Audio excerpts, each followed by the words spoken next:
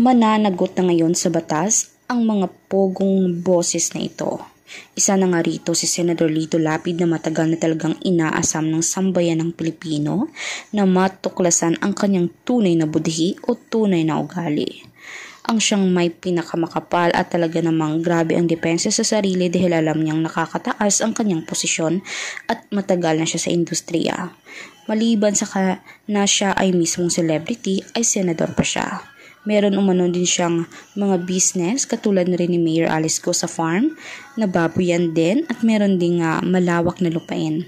Sa kanya mismo nakarehistro ang lupa kaya hindi niya ma-deny na sa ibang tao ito nakapangalan.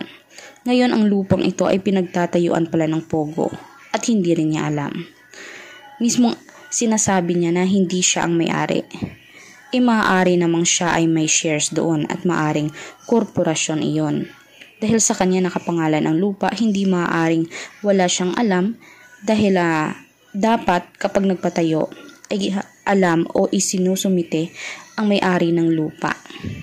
Kaya ngayon wala na siyang lusot. Buti na lamang matatalino ang iilan sa mga matatapat na senador katulad na lamang ni Idol Raffy Tulfo. Kaya ngayon manigas siya at talagang nga din siya. Nakakaiyak din ba? Halos lahat ng senador ay talagang nanluloko, no? Kaya ano ang magiging opinion niyo dito? Ilapag niyo sa comment section at huwag kalimutan mag-subscribe, i-like, i-share ang ating videos on public. Maraming salamat po.